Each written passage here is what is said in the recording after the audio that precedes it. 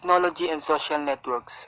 Based on Dak and McMahon 2010, social network is an equally strong force in guiding perception and use of technology.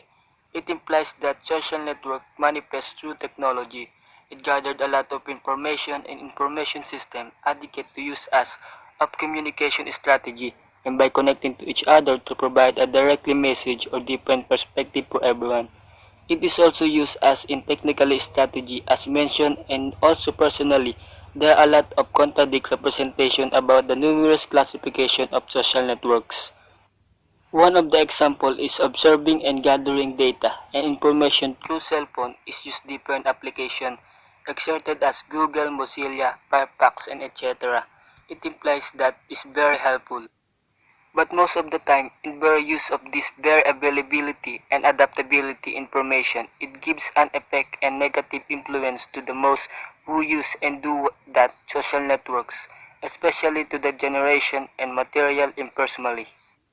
By incorporating technology manifestation, it is also differ from use of interaction systematically among common person or group or belong to that legally use of one supporter of an individual, but also each individual having a limited use of gadget. With social status, individuals have differences. Not all the time they are able to avail a high quality of gadget to use in social networks. iPad is one of the technology resources demand only having a high income status in group or family. But on the other hand, they are only capability to use by relating in social networks. They are prepared to use in business and in different perspective. Email address. Email address are linked in identity construction. It is composed of three main parts that convey personal information. The username that comes before the @ symbol, the domain name that comes after the @ symbol, and lastly, the top level domain followed the dot. nightvelasquez@gmail.com is one of the concrete examples. Some of you uses code name in email address like 25 sexy for you or your kind of guy. From these people who can see your email address create impression for you, but always remember, you can use this kind of name when creating resume because some employee are rejecting a job candidate if his or her contact information include on Gmail address like those above mentioned. It is okay to use this username if you are just interacting with your close friend. In some situations like in school, many university alumni organizations allow their graduates to retain college email address to signify the association with the alma mater. Online content creation and identity. The generation uses internet as an instrument or site on where we can express ourselves. It is also a way of sharing and place to display our thought, interests, or like talent and other by using personal web page, blogs, posting original pictures, videos, mashup, and other personal creation.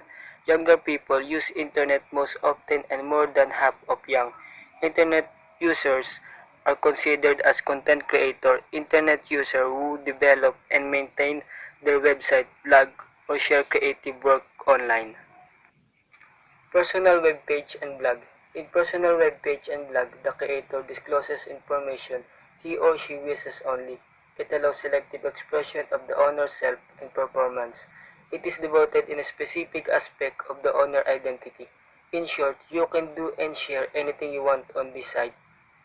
There are purposes on why the material and information are provided on website and blogs. It is either you just want to express yourself out or just want to share it with others. And according to Lenhart and Pax 2006, most of bloggers just express themselves creatively on why they maintain their blog, including documenting and sharing personal experiences. Web page and blog are not simply for display and expressing yourself but to create, establish, to maintain your identity.